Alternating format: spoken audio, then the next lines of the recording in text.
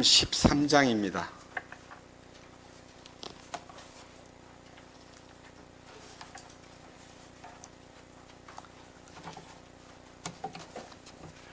마태복음 13장 44절에서 46절까지 말씀을 봉독하겠습니다.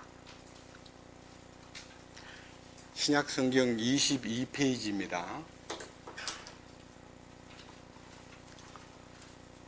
또 하늘의 왕국은 마치 밭에 숨겨진 보물과 같으니라. 사람이 이것을 발견하면 숨겨두고 그것의 기쁨으로 인해 가서 자기의 모든 소유를 팔아 그 밭을 사느니라. 또 하늘의 왕국은 마치 좋은 진주를 구하는 상인과 같으니라.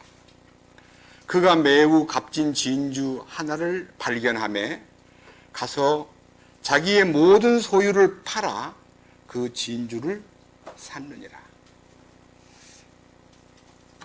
잠깐 기도드리겠습니다. 주님, 주님의 인도를 따라서 이 동산에 함께 모여 이제 말씀 듣는 세 번째 시간입니다. 오늘은 주님께서 허락한 이 마태복음 13장 44절 이하의 말씀을 통해서 그리스도의 부요를 발견하는 그 자리로 우리를 인도해 주시옵소서. 우리는 우리가 세상에 보이는 물질이나 명예나 어떤 다른 우리가 만족하게 될 어떤 대상을 놓고 그것을 찾기 위해 우리는 많은 일생 시간과 재주와 정성과 우리의 모든 것을 쏟아부었습니다. 오늘 이번 이 수양의 기간 동안에 참석하신 사랑하는 형제와 자매들의 마음속에 그리스도의 부요가 이 우주 속에 숨겨 있고 이 기록된 말씀을 통해서 우리에게 나타내 보이시고자 하시는 그 영광스러운 경륜을 우리가 깨달아 알 수 있도록 이끄시옵소서. 주님의 기름 부으심이 말씀 전하는 자의 생각과 입을 주장하시고 말씀을 듣는 모든 사랑하는 형제와 자매님들의 귀를 열어주시고 마음을 열어주시고 이 말씀을 통해서 하나님의 부요가 발견될 수 있도록 이끄시옵소서. 우리 주 예수 그리스도의 이름으로 기도드렸습니다. 아멘.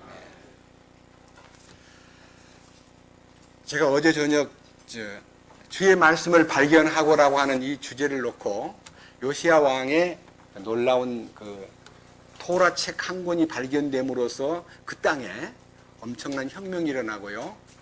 더군다나 이제 BC 721년에 망한 이스라엘이 한 80년, 한 90년이 지난 망해가지고 아주 신세타령하며 사는 사람들이 흩어져 있는 유대인들, 다시 말하면 이스라엘에 멸망당한 그 족속들을요, 이 요시야 왕이 다 성전으로 불러들여가지고 말씀을 듣게 하고 그들의 마음속에 도사리고 있던 우상을 제거하게 하고 하나님 앞에 참으로 순종하겠다는 결심이 서면서 그 땅의 유월절이 이제 사무엘 이후에 가장 성대하고 거대한 유월절 제사를 지내는데 원래 유월절은 일주일 동안 지냅니다.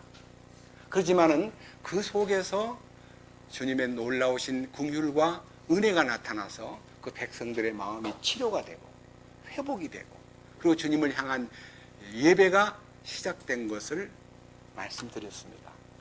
오늘은 하늘 왕국이 밭에 숨겨진 보물과 같다는 말하고 하늘의 왕국은 매우 값진 진주 하나와 같다는 것으로 하늘 왕국의 신비가 왜 밭에 감추인 보화냐 이런 문제하고 극히 값진 진주 하나를 만남에 자기 소유를 다 팔아 그 진주를 샀다 그러는데 어떻게 하면 그 하늘 왕국을 살 수가 있느냐.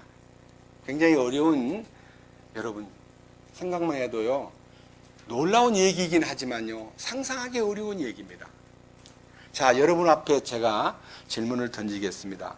어떤 소장농이 남의 큰 밭을 이제 세를 내가지고 일구는데요. 쟁기질을 하다 보니까 그 밭 속에 생각지도 못했던 보화 항아리가 푸르륵 걸려서 이렇게 파보니까 어마어마한 보물이 들어있었습니다. 그래서 그냥 밭을 매다 말고 덮어놓고 집에 와서 마누라하고 의논해가지고 자기 집에 있는 거 다 팔아가지고 그 밭주인한테 가서 그 밭을 저한테 파세요. 그래서 밭을 왜 살라 그럽니까? 하니까 제가요 농사를 지어보니까 참 밭이 탐나고 정말 제 마음에 들어서 제 이 집을 다 팔아가지고 이 밭을 살려고 마음을 먹었습니다. 그래서 주인이 별로 뭐 생각 안 하고 밭을 팔아버렸습니다. 근데 나중에 그 밭을 산 사람이 엄청난 부자가 되었다는 소문이 들리면 그 밭 판 사람이 뭐라고 얘기하겠습니까? 얼마나 억울하고요.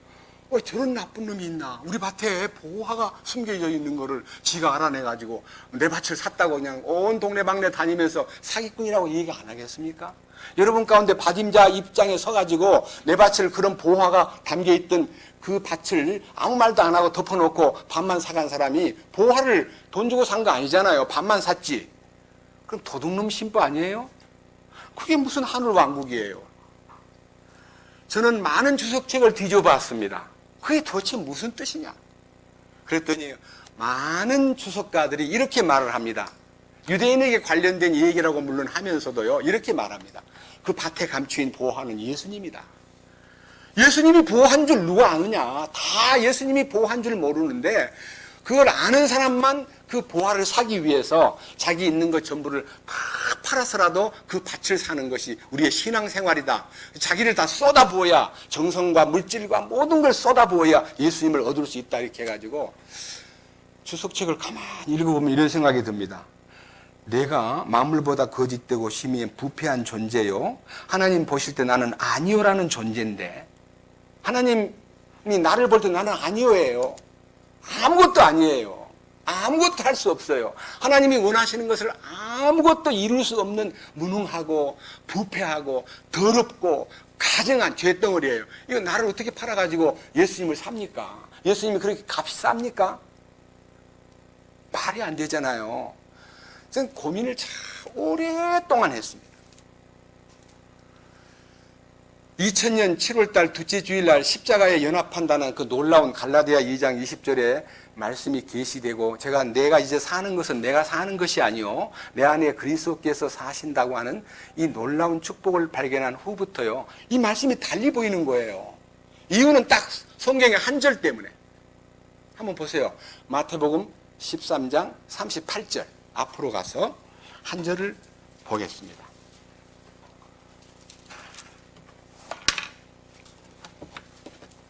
뭐라고 되어 있습니까? 13장 38절 그냥 반만 읽읍시다. 밭은 뭐예요? 세상이요. 야, 밭이 세상이면은 세상 속에 숨겨있는 보화가 누굴까? 예수님? 예수님이 뭐 세상에 숨겨져 있는 보화인가? 사실은요, 거래의 원칙에 의하면요, 이 세상을 다 살 수 있는 재력을 가진 분은 예수님 한 분밖에 없는 거예요. 우리가 무엇을 주고 세상을 살 수 있습니까? 그런데 예수님은 밭을 사긴 샀는데 그 속에 숨겨있는 보화를 꺼내기 위해서 밭을 산 거예요. 그래서 성경 속에 사람이 있는 것을 다 팔아서 예수님을 살 수 있다라고 기록된 부분은 하나도 없고 예수님이 자기 피를 값주고 이 세상을 샀다는 얘기는 있습니다. 이 보화가 바로 주님이 보실 때 사람이었구나.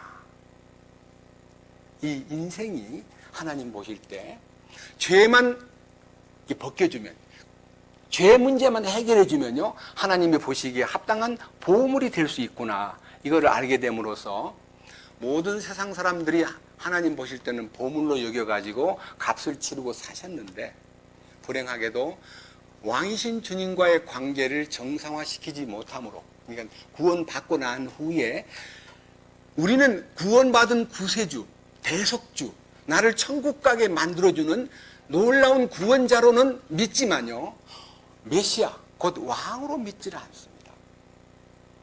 최근 브레드 TV에 여러분들이 혹시 보신 분은 알지만 유대인들이 구원을 받으면요 즉시 메시아를 고백하고 나의 왕 나의 하나님 나를 다스리소서 통치권을 의뢰하는 놀라운 왕국의 자녀로서 주님을 맞이하는데 대부분 우리들은 구원을 받고 자기 왕권을 내려놓지 않고 예수님의 다스리심과 예수님의 통치권 안에 살지 않고 자기 마음대로 세상을 살아가는 겁니다. 한번 생각해 보세요. 하루 일과표를 딱 정해놓고 아침에 눈 뜨면서부터 저녁에 잠자리에 들어갈 때까지 나는 어떻게 사느냐 물어보면요, 주님에게 여쭤보거나 주님에게 내 갈 길과 할 일과 내 모든 매사를 주님을 너희는 범사에 그분을 인정하라. 그래야만 내 길을 지도하신다는 약속이 있는데도 주님을 향해서 물어보지도 않고 결정 다 내리고 집행하는 것이 우리의 지난날 신앙생활이었습니다. 그런 면에서 이 밭에 감춘 보화에 대한 얘기를 하기 위해서요, 이 부분이 풀려야 그 다음 46절에 있는 진주를 구하는 장사 얘기가 풀리게 됩니다. 먼저 사도행전 하나 보십시다. 사도행전 20장 보겠습니다. 사도행전 20장.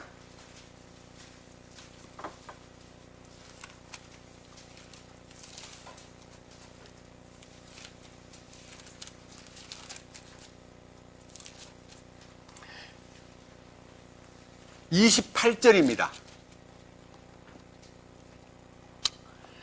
그러므로 너희 자신과 온 양떼에게 주의를 기울이라. 성령님께서 너희를 그들의 감독자로 삼으사 하나님의 교회 곧 그분께서 자신의 피로 사신 교회를 먹이게 하셨느니라. 제가 일부러 지금 대조 성경책을 갖고 왔습니다. 여기에 우리가 지금까지 읽었던 개역 성경에서는 이렇게 기록되어 있습니다. 너희는 자기를 위하여 또는 온 양떼를 위하여 삼가라. 성령이 저들 가운데 너희로 감독자를 삼고 하나님이 자기 피로 사신 교회를 치게 하셨느니라. 이 말씀은요, 하나님이 예수님의 피로 우리를 샀다 그러지 않고 하나님이 자기 피로 교회를 샀다는 겁니다. 그래서 예수님의 피값을 지불하고, 그것은 예수님의 생명을 지불하고 이 세상을 샀습니다. 그래서 요한이 예수님이 이 땅에 오셨을 때에 공생애의 첫 일성이 회개하라 하늘 왕국이 가까웠느니라 하고 난 다음에 예수님 나타나시자마자 보라 세상 죄를 지고 가는 하나님의 어린 양이로다. 예수님을 세상의 모든 죄를 지고 가는 하나님의 어린 양이라고 선포했고, 이제 이 금정역에서는 세상의 모든 죄를 제거하시는 하나님의 어린 양이라고 표현되어 있습니다.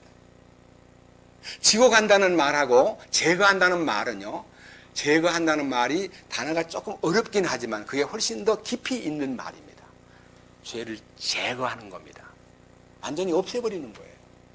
자, 그러한 제거하신 그 예수님을 우리가 믿는데, 내 지난날의 죄는 제거된 거 분명히 맞는데 생활 속에 있는 죄가 제거되지 아니하므로 갈등이 생기는 거예요. 왜 원하는 바 선을 행할 수 없는가? 왜 주님이 기뻐하는 인격이 나타나지 않는가? 왜 내 성품은 그대로인가? 왜 이 게으른 성격, 말 많은 성격, 수다를 떠는 성격, 욕심 부리는 거, 교만 떠는 거, 왜 이게 안 사라질까? 이 고민을 많이 해본 사람은 신앙생활에 대하여 완전하심과 거룩하심에 이른 축복된 비밀, 이 신비를 발견할 수가 없습니다. 그냥 되는 대로 살면서 이렇게 말합니다. 영원한 속죄라는 것은 과거의 죄도 용서했고 현재의 죄도 용서했고 또 미래의 죄까지도 용서했다. 그러니까 우리가 지을 것을 다 알고 요한일서 1장에 보니까 우리가 우리 죄를 자백만 하면 저는 미쁘시고 의로우사 우리 죄를 사하시며 모든 불의에서 우리를 깨끗게 하신다고 하지 않았느냐. 그러니까 죄를 짓는 것을 우리가 죄를 지을 수밖에 없다는 걸 주님이 아셔서 우리를 분명히 알고 영원한 속죄를 해놓았고, 또 죄를 지을 수밖에 없기 때문에 우리는 어쩔 수 없이 죄를 짓는 거 아니냐. 그러니까 인생이 약한 거는 우리가 서로 인정하지 않겠냐. 이렇게 해서 자기가 죄를 지을 수밖에 없다는 것에 마음을 딱, 소위 말하는요, 고정으로 딱 핀을 꼽아놓고 뭐라고 얘기하냐면 자백만 하면 돼. 구원받으면 자백만 하면 돼. 회개는 한 번이고 자백은 매일매일 하는 거야. 그럼 매일매일 자백하면 죄를 점점 자꾸 자백하다 보면 미안해가지고 죄를 적게 짓는단 말이야. 어제 지은 죄 또 오늘 지은 죄 또 얘기하고 같은 죄 또 얘기하려면 염치가 없으니까 아이고 주님 죄송합니다. 이제 죄 안 짓게 해주시옵소서. 그럴 거 아니냐. 요한일서 1장에만 고정해놓고요. 그 다음 요한일서 2장과 3장에 나타나 있는 하나님께로 난 자마다 죄를 짓지 아니하나니 이는 하나님의 씨가 그 속에 거함이요. 저도 범죄치 못하는 것은 하나님께로 났음이니라. 죄를 짓는 사람은 마귀에게 속하나니 이런 말을 읽을 때 그럼 당신 이 말은 뭔 말이냐 그러면 잘 모르겠어. 그런 거는 너무 어려운 성경 우리한테 묻지 마. 목사님한테 가서 물어봐. 자기는 책임을 돌려버리고 자기는 죄를 짓는 것이 요한일서 1장에 자백만 하면 된다고 안심하고 죄를 짓는 생활을 하더라 이거예요. 저도 30년이 넘도록 그렇게 하고 살았습니다. 왜? 존 다비의 세대주의자의 이론을요. 세대주의가 뭔지 아세요? 창세시대 지도를요. 여러분 혹시 기억날 겁니다. 영원한 알파에서 영원한 오메가까지의 요 시간 속에 요 시대를 딱딱 갈라요. 뭐라고 갈르냐면요. 창세 아담 시대, 노아 홍수 시대, 그다음 아브라함의 선택받은 시대, 다윗 왕의 통일 왕조 시대, 분열 왕국 시대, 예수님 오셔가지고 은혜를 나타내신 공생의 3년, 그 다음에 은혜의 시대. 지금은 은혜의 시대이기 때문에 구원을 받는 역사가 있는데 이 모든 시대의 분류가 7개가 있는데 여러분 창세기에 6일 동안 세상이 만들어지고 7일 되는 날 안식에 들어간 것처럼 역사는 6천년대로 끝나고 7천년대에 우리는 천연왕국에 들어간다. 이렇게 공부를 했습니다. 맞죠? 근데 지금 2000년 넘었는데 왜 주님 앞에 안 오십니까? 6일이 지났는데. 우리는 6000년대 안에 온다는 세대주의자들의 논리에 의해서요. 이스라엘 민족이 1948년에 독립했으므로 한 세대는 40년이고 40년에서 88년에다가 요 3년 반 하면 아마 92년도쯤 되면 대환란이 일어날 거다 해가지고 92년도 10월 28일 날 다미 선교회인가 선교회에서 예수님 막 우리 휴거한다고 세상에 유명한 CNN 방송까지 와가지고요. 다미 선교회 그 본부에서 휴거되는 거 촬영한다고 야단 났습니다. 그때 휴거가 부도가 나버렸습니다. 그러니까 휴거 얘기만 꺼내면 다 이단입니다. 이제 휴거 얘기는 쑥 들어가 버렸습니다.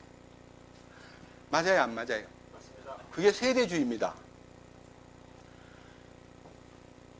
우리가 지금까지 그런 거짓된 가르침에 의해서 많은 사람들이 속았지만요.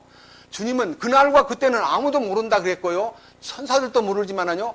아들도 모르고 아버지만 안다는 말은요. 하나님의 주권적 어떤 계획 속에 들어있기 때문에 그날과 그때는 아무에게도 알려주지 않았다 그랬는데 불행하게도 우리는 90년대 말쯤 주님이 오실 줄 알았고 돌아가신 권 목사님도 언제쯤 오시나요? 그러니까 2000년대 안에는 꼭 올 거야 이렇게 하고 나 살았을 때 올 것 같기도 해 그렇게 말씀하셨습니다. 그건 희망이지만 그 나쁜 소리는 아닙니다. 성경 기록달 당시부터 주님 오심을 고대하던 말을 빌리면 2000년 동안 주님을 기다려왔는데 왜 그게 잘못된 겁니까? 많은 날짜를 못 박는 것은 잘못된 겁니다. 그래서 우리는 세대주의가 폐해를 많이 주었기 때문에 조금 아픔이 있긴 하지만요. 우리는 그러한 환경과 그러한 가르침에서 벗어나서 성경에 아주 포옹을 여기고 아주 위대하신 하나님의 계획을 마음속에서 이제 그리면서 오늘 이제 그리스도의 부요가 여러분에게 발견되면요. 이 부분은 충분히 다 해소가 되고 분명히 이 축복을 마음껏 누릴 수가 있게 됩니다. 자, 다시 봅니다. 그러므로 너희 자신과 온 양떼에게 주의를 기울이라. 성령님께서 너희를 그들의 감독자로 삼으사 하나님의 교회 곧 그분께서 자신의 피로 사신 교회를 먹이게 하셨느니라. 이제 제일 여러분들이요, 우리 속이는 자, 다시 하면 진리를 가르친다고 하고 진리의 이름 안에 사람들을 모아놓고요, 사람들을 속이는 일을 하는데 그 속임이 어떤 것이 가장 큰 속임수냐? 여러분 이거를 캐치해야 됩니다. 예수를 믿기는 믿는데 속인다는 게 뭐를 얘기하는 거냐? 여러분 그것은요 대단히 중요한 과제이기 때문에 지금까지 내가 속아왔는가 안 왔는가를 한번 여러분 스스로에게 한번 자문해 보십시오. 그 말은 29절과 39절에 나와 있기 때문입니다. 밑에 보십시오. 29절. 내가 이것을 아노니 곧 내가 떠난 뒤에 사나운 이리들이 너희 가운데로 들어와 양떼를 아끼지 아니할 것이요 또 너희 중에서도 제자들을 끌어내어 자기들을 따르게 하려고 왜곡된 것을 말하는 사람들이 일어나리라. 여기에 예수를 믿게 하는, 예수님을 믿게 하는 세례 요한처럼 나는 쇠하여야 하겠고 그는 흥하여야 하리라. 나는 중매쟁이고 그분은 신랑이니까 여러분들은 신랑이신 그분하고 만나는 것이 그분의 뜻이지 내 이 중매쟁이가 당신을 취할 수는 없어. 나는 철저하게 반드시 쇠해야 하겠고 예수님 한 분만 흥해야 합니다. 이제 그 단어를 쇠한다는 말은 감소한다는 뜻이고요. 흥한다는 말은 증가한다는 뜻입니다. 예수님이 여러분 속에 분량을 점점 크게 차지하고 증가하기를 원하고 나는 철저하게 여러분들 앞에서 감소돼서 나는 사라지기를 원합니다. 그래서 세례 요한의 그 제목이 주님의 제자들의 가르침 중에서 제1번입니다. 자기는 쇠해져야 되고 주님 한 분만 흥하게 돼야 됩니다. 그런데 여기 보니까요. 사람들을 자기를 따르게 하려고 왜곡된 것을 말하는 사람들이 일어난다 그랬기 때문에 존 다비 같은 훌륭한 하나님의 일꾼이면서도 내적인 변화가 일어나지 않았기 때문에 그 변화를 가진 사람들이 성경을 보다 보니까 주님이 공의로우신 하나님이기 때문에 죄인들에게만 공의로운 것이 아니라 구원받은 성도들에게도 공의로우신 분이에요. 여러분 그 구원받은 성도들에게 얼마만큼 철저하게 공의로운 분인가를요 성경에서 한번 한 구절만 보면 알게 됩니다. 다시 마태복음 13장으로 가서 하나님의 공의로우심을 보겠습니다. 마태복음 13장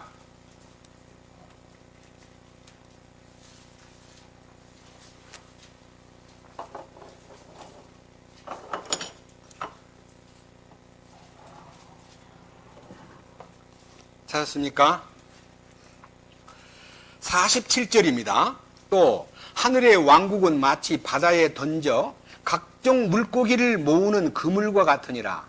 그물이 가득 차매 그들이 그것을 물가로 끌어내고 앉아서 좋은 것은 모아 그릇에 담고 나쁜 것은 버렸느니라. 자, 바다에서 이제 일해본 어부들은 알지만요. 그물을 쳐가지고 고기를 이렇게 탁 모으면요. 내가 원하는 고기만 들어오는 게 아니라 거기는 막 불가사리도 들어오고 뭐 이상하게 뭐 못 먹을 저는 어릴 때 우리 아버지가 낚시질을 참 좋아하셨는데요. 제가 어릴 때는 보고를요. 엄청나게 독한 먹으면 죽는다는 그런 걸로 알아가지고 요리할 줄을 몰랐기 때문에 보고가 딱 접혀 올라오면요. 보고를 그냥 팍 던져버려요. 그럼 보고가 다시 이제 살아가는데요. 어떤 사람은 짜증이 나니까 보고를 들고 막 땅바닥에다가 때리는 걸 몇 번 봤습니다. 보고를 때리면 막 배가 막 이렇게 푹 불어 올라오더라고요. 근데 지금은 보고가요, 아주 귀한 요리, 특별히 보고회는요, 알아주는 요리가 되었습니다. 그러니까, 여기 어부가 그물에 들어온 것을 다 끌어다가 이제 골라내는데, 좋은 것은 그릇에 담고, 나쁜 것은 버린다 그랬는데, 어떻게 그것이 이루어지는가를 49절에 뭐라고 되어 있습니까? 세상 끝에도 이러하리라. 지금은 표 안 내요. 세상이 딱 끝날 때 어떻게 된다 그랬습니까? 천사들이 와서 누구 중에서 누구를 골라낸다 그랬습니까? 아니 여러분 나쁜 것 중에서 좋은 걸 죄인들 중에서 의인을 골라낸다 그러면 멋있는 얘기 같은데 의인들 중에서 그물에 들어온 사람은 다 의인이라는 사람들이에요. 그물에 들어왔으니까 잡혀 들어왔으니까. 근데 거기서 의인들 중에서 누구를 골라내요? 사악한 자가 누굽니까? 마귀에게 조종받는 사람이 사악한 자입니다. 마귀의 이름이 사악한 자거든요. 마귀의 영이 사악한 영이거든요. 사악한 사탄에게 지배받는 사람을 골라내가지고 따로 뽑는데 그 뽑아가지고 야 너희들 꺼져 그렇게 안 합니다. 어떻게 됩니까? 자 50절 불타는 용광로에 속에 던져 넣으리니 거기서 통곡하며 이를 갈미 있으리라 하시니라. 성경학자들은 이것을 지옥이라고 얘기합니다. 여러분 구원받은 사람을 지옥 보냅니까? 하나님이 구원받았는데 마음에 안 드니까 너 지옥으로 꺼져 하고 지옥에 던져 넣는 그런 하나님이 아니다 이거예요. 여기 불타는 유황불 붙는 지옥에 넣는다가 아니라요, 불타는 용광로에 던져 넣는다 그랬기 때문에, 여러분 용광로가 뭡니까? 옛날 단어는 풀무불입니다. 풀무불. 예? 뭐 하는 곳이에요? 녹이는 곳이. 왜 녹입니까? 불순물을 뽑기 위해서. 참 멋있습니다. 불순물이 뭡니까? 내 인생의 아담 안에 있는 모든 불순물이 사라지고 주님 앞에서 순수한 하나님의 사람, 곧 옛사람과 그 행위를 벗어버리고 새 사람을 입으라고 하신 그 순수하신 주님의 인격이 내 안에 새롭게 나타나야 되는데, 옛사람 아담의 성격을 그대로 지니고 살던 사람이기 때문에 마귀에게 이용당하고 조종당하고 마귀가 시키는 대로 이게 했기 때문에 그를 불타는 용광로 속에 던져버린다 그랬습니다. 이거는 참 큰 숙제입니다. 오늘은요, 이 부분을 다루면 시간이 너무 흘러가기 때문에 이거는 숙제로 남겨두고, 그 불타는 용광로가 무엇일까? 그거를 여러분 마음속에다가 간직하십시오. 자, 또 하나 성경 보겠습니다. 고린도전서 6장입니다. 고린도전서 6장.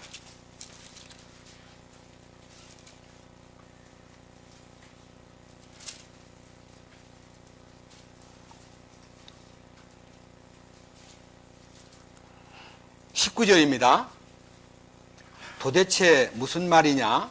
너희 몸이 너희가 하나님에게서 받은 바 너희 안에 계신 하나님의 전인 줄을 너희가 알지 못하느냐? 너희는 너희 자신의 것이 아니니 주께서 값을 치르고 너희를 사셨느니라. 값을 치르고 샀다는 말은요, 예수님이 자기 생명을 지불하여 지구를 다 찾은 거예요. 아담에게 빼앗긴 지구의 관리권과 통제권을 받으신 거예요. 여러분, 마태복음 28장 18절 이하에 보면요, 하늘과 땅의 모든 권세를 내게 주셨으니 너희는 가서 모든 민족으로 제자를 삼아 아버지와 아들과 성령의 이름으로 침례를 주고 내가 너희에게 분부한 모든 것을 가르쳐 지키게 하라.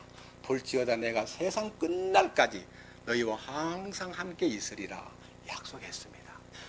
그렇기 때문에 예수님은 아담이 사탄에게 빼앗긴 지구 통제권과 지구의 왕권을요, 마귀가 그냥 거저 넘겨주겠다고 와서 나한테 절 한 번만 하면 이 지상의 천하만국의 영광을 다 양도해 주겠다. 이건 내가 넘겨받은 것이므로 내가 원하는 자에게 주고 싶은데 네가 나한테 절만 한 번 하라고 제안했을 때, 주님은 그에게 경배를 거절하고 하나님께만 경배한다는 그 주장을 하고, 그 지구 관리권과 이 지구의 모든 소유권을 되찾는 방법은 예수님이 바로 자기를 지불하고 지구 관리권을 되찾을 때 사탄의 머리를 사탄의 이 통치권을 박살내고요, 주님은 발꿈치가 물려가지고 잠깐 동안 아픔을 느꼈지만은요, 도로 살아나신 분이 예수님의 부활입니다.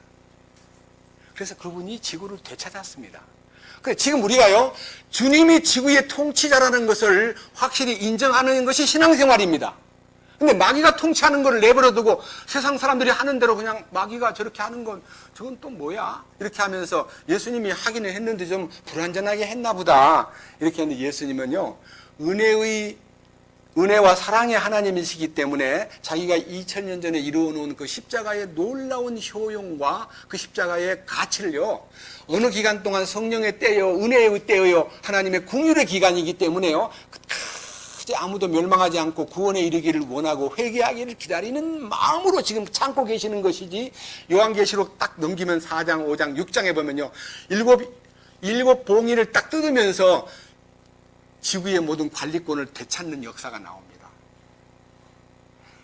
요한계시록에 나타나 있는 지구를 되찾는 모든 지구의 왕권을요, 다 토해내게 만들고 지구의 모든 불법으로 점유한 소유권, 부동산 소유권, 지구의 모든 사용권을요, 한 푼도 안 받고 내버려 두었던 그 주님께서요, 다 되찾아가지고 그가 심판대 앞에 딱 갔을 때, 주인도 몰라보고 내가 이 땅을 내 것이라고 말뚝 박아놓고 내가 착각하고 살았구나라고 다 알게 만듭니다. 그리고 우리 주님이 용서해 주신 그 십자가의 효용과 피 흘림의 가치가 그 앞에 다 다가와가지고 너 왜 그 은혜와 사랑을 거절했느냐 하는 놀라운 신문을 느끼게 되면서 그가 나는 지옥 가기에 합당한 자라고 시인을 하고 지옥을 가게 만듭니다. 그리고 구원받은 사람들이 왜 풀무불에 들어가서 왜 통곡하면서 이를 갑니까? 일을 간다는 말과 통과한다는 말은 분하고 억울하다, 이런 바보 멍텅구리, 이 세상에 이런 내가 이렇게 멍텅구리였구나라고 눈을 떠보니까요, 자기를 이 왕국복음 안에 인도해 주기 위해서 그를 거쳐간 많은 친구들, 많은 기회, 많은 집회, 많은 설교를 듣고도 그것을 내가 왜 그때 이런저런 핑계를 대고 내가 그를 무시했구나, 내가 이런 바보가 어딨나고 거기서 통곡을 하면서 일을 빡빡 가는 게요, 상대방에 대해서 가는 게 아니라 자기에 대해서 세상에 내가 이런 나쁜 놈, 이런 바보 멍텅구리가 어디에 있는가 하고 후회를 하는데요, 단순하게 한 번 하는 게 아니라 1000년 동안요, 이빨이 다 달아져 버릴 겁니다. 왜 1000년이 걸립니까? 한 몇 년만 하면 될 텐데. 행한 대로 보상한다는 말은 뭔 말인 거 아니요? 우리 인간을 개조하고 변화시키는 데는 우리 인간의 힘으로 100년에 10배를 해도 우리는 우리 스스로를 변화시킬 수 없는 존재입니다. 근데 어떻게 하면 변화가 단번에 되냐면 십자가 안으로만 딱 들어가면 그냥 싹 녹아버려요. 뭐가? 내 고집, 아담 안에 있는 성품, 못된 교만, 못된 잘난 척하는 모든 위선, 이것이요 그냥 녹아버려요. 저도요 참 교만 덩어리였습니다. 제가요 공부를 좀 잘해도요 어깨가 다 힘을 줘요. 나는요 부동생을 많이 했다. 난 초등학교 다닐 때는 여러 가지 어려운 유교 사변 후유증으로 4학년 때 64명 중에 32등 했습니다. 5학년 때 막 기어 올라가가지고 5등 안으로 들어갔습니다. 그 다음에 6학년 때는 선생님이 나빠가지고 10등으로 미끄러졌습니다. 중학교 때부터 졸업할 때까지 1등을 놓치지 않았습니다. 분을 품고 공부를 했습니다. 잠자는 시간도 4시간밖에 안 잤습니다. 독하게 공부했습니다. 그래서 저는 1등을 놓치지 않았기 때문에 누구에게든지 우리 아들 보고 너 1등 해야 된단 말 한 번도 한 적 없습니다. 네가 스스로 해야 된다. 이게 이제 교만이 확 쌓이더라고요. 신학교를 갔는데요, 컨닝구가 다요. 시험 중간에 시험지를 딱 내놓고 목사님이 감독께서 주님께서 지켜보십니다 하고 나가버려요. 그런데 이 사람들이 전부 다 노트를 갖고 올려놓고 막 컨닝구 안에 저는 뒤에 앉아가지고 너것들이 목사 된다는 놈들이 어찌 그 모양이냐? 저런 컨닝구로 점수를 많이 따면 뭐 할꼬? 야, 제가 알고 있는 이름 중에서 라이벌로 한추. 야, 저거 컨닝구 대장이구나. 주님, 나는 컨닝구 안 하겠습니다. 그 대신 잠을 적게 자겠습니다. 그러면서 공부를 했는데 그래도 1등을 놓치지 않았습니다. 제가 하는 얘기는요, 그렇게요, 막 몰두하고 공부를 했기 때문에 1등을 해봤지만요, 그 자긍심이 속에 탁 이렇게 도사리고 앉아가지고 어디든지 가면 1등 하겠다는 그 책을 살 때마다 이 책 앞에, 딱 앞에다가 뭐라 썼는 건지, 제 어릴 때 공부할 때 하나님 영광을 위하여 저는 꼭 1등 해야 합니다 하고 딱 이렇게 써놓고 책마다 표지에다가 하나님 영광을 위해서 저는 꼭 1등 해야 됩니다. 그러고 살았습니다. 그리고 구원을 받았습니다. 그 마음이 사라지지 않았습니다. 강단에 서면요, 고생한 과거 얘기를 하면서 자랑하고 은근히 빗대가지고 자기를 피하라고, 자신을 부정해 본 적이 한 번도 없었습니다. 1966년도에 구원받고 1968년도에 전도인의 길을 걸으면서 96년도 목자릴 때까지 저는 철저하게 복음을 위해서 희생한다고 생각했습니다. 딱 눈을 뜨고 보니까 전부가 다 모래 위에 지은 집이었고 지푸라기에 불과한 제 공적이었습니다. 다 불타버렸습니다. 잿더미 위에 앉아가지고 탄식하면서 주여, 나는 어떻게 할까요? 나를 죽여주십시오.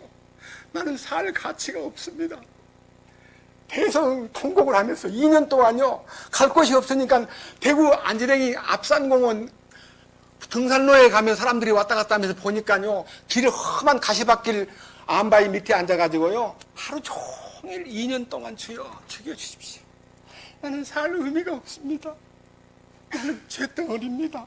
나는 위선자입니다. 주여 불러가 주십시오. 나를 폐기 처분시켰으면 데려가야지. 왜 이렇게 골탕을 먹이십니까? 나는 아이의 부모로서, 아내의 남편으로서 나는 자격이 없습니다. 돈도 못 벌고 모아놓은 돈도 없고 나 죽어야 됩니다. 여러분, 그래서요, 뒹굴면서 주님 앞에 때를 썼는데 주님이 안 불러가시더라고. 그때 불러갔으면 제가 어떻게 되겠어요? 슬피 울며 이를 가는 운명에 처할 텐데요. 죽기를 구하고 막 죽여달라고 기도하다가 지쳐가지고 이제 안 죽여주니까요. 이제 제3의 길을 택하려고 하니까 또 길이 보여요. 여러 가지 길이 있었습니다. 근데 그때마다 주님은 갈고리로 저를 이렇게 낚아채는 거예요. 너 가면 안 돼. 제가 그때마다 주님 왜 이렇게 풀어주지도 않고 자꾸 묻기만 하십니까? 하고 몸부림을 치고 있는 중에 2000년 7월달 둘째 주일날 놀랍게도 갈라디아서 2장 20절이 열리면서 제가 그리스도와 함께 십자가에 옛날 개혁성경은 십자가에 못 박혔으니 시대가 과거로 돼 있어요. 근데 제가 이제 흠정력을 나중에 보니까요. 못 박혀 있으나 현재형이라는 걸 알게 됐어요. 십자가의 죽음이 주님 옛날의 일로 끝난 게 아니라 지금도 유효하여 너를 십자가에 못 박혀 있는 것을 보게 해주는데 갈라디아 3장 1절에 보면 주께서 십자가에 못 박히신 것이 밝히 보이거늘 누가 너희를 꾀더냐 이런 말씀 있잖아요. 밝히 보여주는 거예요. 딱 보이는 거예요. 내가 그 십자가에 포함되어 있다는 것을. 그 순간 이제는 내가 사는 것이 아니요 내 안에 그리스도께서 사셨다고 하는 이 놀라운 신비가 마음에 딱 들어오면서부터 그렇게 어둡던 마음, 절망적이고 죽여달라 그러고 하고 막 때를 쓰던 저가요. 주님 이미 죽은 것도 모르고 죄송합니다. 나는 죽었습니다. 주님 감사합니다. 그러면서 제 마음에서 원한을 품고 있던 많은 복수심으로 불타던 대상자들을 위해서 기도하기 시작했습니다. 그 중에서 가장 기도를 많이 한 대상자가 사랑하는 유 형제님이었습니다. 주님, 그를 용서해 주십시오. 그를 이 축복 안으로 인도해 주십시오. 나도 모르게 기도가 시작되었습니다. 그렇게 하기를 지금요, 16년 동안 가까이 했습니다. 지금도 그가 떠났지만 그 외에 가정에 사랑하는 그 자매님과 아이들을 위해서도 또 기도합니다. 왜 그렇습니까? 나도 몰라요. 나도 기도를 하고 싶어 한 거 아니에요. 기도하게 하시더라고요. 왜? 그리스도의 부여를 발견했기 때문입니다. 그래서 제가요, 마태복음 13장 44절에 있는 땅에 감추인 보화를 찾기 위해서 땅을 산 것은요, 사기꾼의 행위가 아니라 예수님이 우리를 구원하기 위해서 지구를 몽땅 사버린 거예요. 안에 들어있는 우리를 보화로 만들기 위해서. 이 보화가, 우리는 무슨 보화입니까? 질그릇이에요, 질그릇. 근데 이 보화 안에, 이 질그릇 안에 보화가 딱딱, 이 보배를 질그릇에 가졌으니 이는 능력이 심히 큰 것이 우리에게 있지 아니하고 하나님께 있게 하려 함이라. 내가 환난을 당하든 거꾸로 트림을 당하든 내가 핍박을 받든 욕을 먹든 어떤 환경에 처할지라도 나는 조금도 흔들리지 아니하리로다. 왜? 이 보화가 내 안에 있기 때문이다. 우리가 우리를 전파하는 것이 아니요 우리 주 예수 그리스도의 주 되신 것과 우리가 너희를 위해서 종된 것을 전파함이라. 이 앞에 서 있는 사람은 옛날에는요 자리가 좀 위에 있다고 해서 이게 윗자리인 줄 알고 막 확 깔보고 아래로 이렇게 내리 깔면서 여러분들을 막 휘어잡으려고 그러고 말 안 들으면 막 소리 지르고. 그런데 지금은 그렇지 않습니다. 사실은요 세계 그리스라든지 로마라든지 이스라엘을 가보면요 강단이 위에 있지 않고 전부 아래에 있습니다. 사람들이 앉는 자리는 저 위로 보고요. 제일 아래 서가지고 여러분 섬기는 자리를 만들어가지고 모든 사람 앞에 얘기하게 만들었는데 장로교나 감리교나 프로테스탄트가 시작되면서부터 말씀의 권위를 빙자해가지고 강단을 위에다 올려가지고 사람들을 아래로 내려보게 만들었습니다. 우러러보게 만들어야 정상인데 우러러보는 마음이 없는 마음으로 위에서 아래로 깔아보니까 무시하는 거예요. 목사가 무슨 전권 대사라고 자칭하면서. 목사님이 대사래요. 하나님이 파송한 대리 대사래요. 맞아요?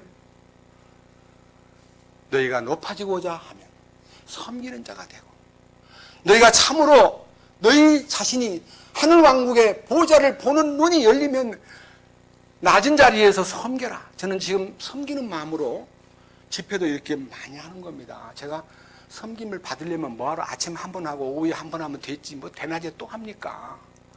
미친 사람이 아니면 할 일이 아닙니다. 친정 여러분들이 눈을 뜨고요 진리를 좀 보시기 바랍니다. 제가 그리스도의 부요를 발견했기 때문입니다. 여기에서 증거될 말은 많이 있지만요 너무 길게 가면 재미가 없으니까요 예를 들어서요 그리스도의 보화가 발견된 사건에 대해서요 이 밭에 감추인 보화를 얻기 위해서 자기를 지불한 주님의 죽으심에 대한 것을 우리가 바로 알면은 이게 너무너무 놀라운 축복이지만은요, 이 일을 부인하는 사람들이 지금 우리 주변에, 우리들 세계 속에, 역사 속에 많이 있어 왔기 때문에 이에 대한 경고의 말씀 하나 보고 그 다음 45절과 46절로 들어가겠습니다. 베드로 후서 2장입니다. 베드로 후서 2장. 신약성경 360페이지입니다. 1절. 그러나 백성 가운데 거짓 대언자들이 있었던 것 같이 너희 가운데에도 거짓 교사들이 있으리니 그들은 정죄받을 이단 교리들을 몰래 들여와 심지어 자기들을 사신 주를 부인하기까지 하며 자기들을 사기 위해서 지구를 이 땅에서 다시 사들인, 이 세상을 사들인 예수님을 부인함으로써 자기들을 위해 신속한 파멸을 가져오리라. 그러니까요, 거짓 대언자, 주님의 이름으로 복음을 전하지만요, 거짓이 속에 들어있는 목사나 교사나 대언자들이 하는 짓이 어떤 짓을 하느냐 하면요, 불행하게도 2절에 보니까요, 많은 사람들이 그들의 악독한 길을 따를 터인즉 그들로 인해 진리의 길이 비방을 받을 것이요, 진리를 빙자해서 거짓말해가지고 자기 이익을 취하기 때문에 많은 사람에게 비방을 받는데, 오늘날 한국 기독교는 이름이 개독교로 바뀌었습니다. 개독교. 목사님 이름은 먹사로 바뀌었습니다. 먹사. 교회의 3가지 구호. 모여라! 말은 구원받아라! 그래놓고, 2번째, 돈 내라! 3번째, 집 짓자, 성전 짓자. 요 3가지가 한국교회의 이미지입니다. 개독교 먹사들이 하는 짓입니다. 저는 너무 슬픕니다. 저는 먹사도 아니고요, 저는 기독교인도 아닙니다. 하나님에 속한 자입니다. 그런데 이들이 어디에다가 중점을 두느냐 하면, 우리는 지금 여기 오신 분이 100명도 안 되는데요, 오늘 저는 몇 명 왔는지 마음에 관심이 없습니다. 다만 한 영혼을 주께서 귀히 보시기 때문에 그 한 영혼에 초점을 맞출 뿐입니다. 3절 뭐라고 되어 있습니까? 그들이, 이 거짓 교사들은 탐욕으로 말미암아 거짓된 말들을 가지고 사람들을 상품 취급하리니. 무슨 취급을 한다고요? 야, 여기 온 사람들 한 사람 앞에 10만 원만 거두면 돈이 얼마가 되겠나. 이봐, 이번에 수양예배를 좀 많이 거두어. 경비가 얼마나 예산 잡아보니까 15만 원이면 충분합디다. 25만 원 내라 그래. 오기 싫으면 관두고. 사람들의 머리 숫자에다가 관심을 갖고 10만 원씩만 얻으면 100명이면 얼마예요? 1억이잖아요. 맞아요? 1000만 원? 그밖에 안 돼요? 1000명 돼야. 저도 옛날에 암산을 잘했는데 요 강변 올라서니까 돈을 마음에다 두고 자기 탐욕으로 말미암아 사람을 상품 취급하는 사람들이 얼마나 부끄러운 사람들인가를 말하는데요, 기독교는요 물질로 운영하는 단체가 아닙니다. 기독교는 물질 얘기를 절대로 입 밖에 내서는 안 되는 교회입니다. 다만 주님 주신 은혜로 마음에서 우러나와가지고 자기 마음에서 정한 대로 할 것이요, 인색한 마음으로나 억지로 하지 말지니 하나님은 즐겨내는 자를 기뻐하신다 그랬는데요, 하나님의 부여가 우리에게 나타나면 어떤 일이 벌어지는가, 그것부터 먼저 결론적인 이 이슈를 제시하고 난 다음에 그리스도의 부여를 논하겠습니다. 빌립보서 4장을 보겠습니다. 조금 앞으로 넘기셔가지고요, 빌립보서 4장 300페이지입니다.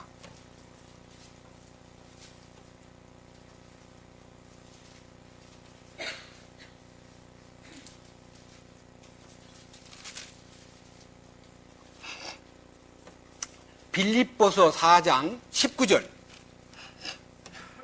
오직 내 하나님께서 그리스도 예수님을 통해 영광 가운데서 자신의 부여하심에 따라 너희의 모든 필요를 공급하시리라.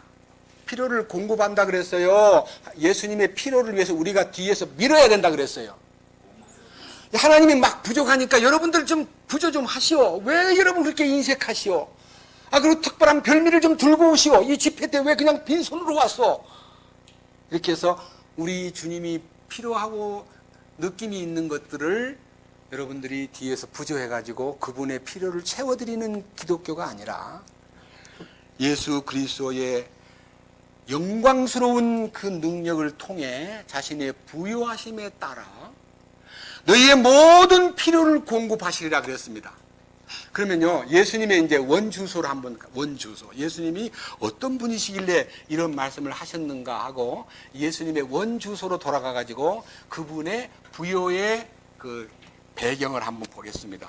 조금 앞으로 넘겨가지고요, 고린도 후서 7장으로 갑니다. 8장, 7장이 아니고 8장이군요. 274페이지.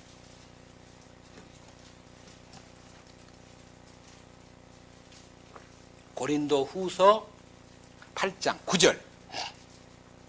우리 주 예수 그리스도의 은혜를 너희가 알거니와 그분께서 부요하셨으나 너희를 위하여 가난하게 되심은 자신의 가난으로 말미암아 너희를 부요하게 하려 함이라. 여기서 말하는 부요와 가난은요, 예수님이 어느 만큼 부자냐? 온 우주의 주인이에요. 온 우주의 주인이고 창조자께서 어떻게 이 세상에 오실 때 말구 위에 탄생하셨습니까? 이상하지 않아요? 왕궁에 탄생해도 하여도 부족한데. 그분의 가난하게 되심이 우리에게 미친 영향은요, 예수 그리스도의 부요 안으로 우리를 이끌어들이기 위해서 그가 부요하신 분으로 가난하게 되셨고 그 가난함을 통해서 우리를 부요케 하신다는 약속이 이미 이렇게 나타나 있습니다. 저는요, 이 말씀을 읽다가 새벽에 기도하던 도중에 빌립보서 2장이 딱 떠오르는 거예요. 아, 그렇구나. 그분이 얼마만큼 부유하신 분이었는데 얼마만큼 가난하게 되셨는가 하는 그 놀라운 얘기가요, 빌립보서 2장에 나타나 있습니다. 한번 살펴보겠습니다. 빌립보서 조금 뒤로 넘기면요,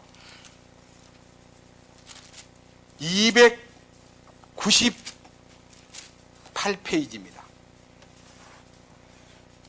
우리가 이제 주님의 부요 안으로 들어가기 위해서, 아니면 주님의 부요를 발견하기 위해서는요, 이 마음을, 이런 생각을 가져야 된다는 것을 대전제로 해서요, 5절에 너희 안에 이 생각을 품을지니 그것은 그리스도 예수님 안에도 있던 생각이라. 여기서 말하는 생각이라는 단어가요, 옛날 개역에서는 너희 안에 이 마음을 품으라, 곧 그리스도 예수의 마음이니 그랬는데, 그 예수의 마음이라는 단어는요, 여기에 생각이라는 단어로, 원래 단어로 회복을 했는데요, 이 생각은요, 혼생명의 대표적인 주자가 생각입니다.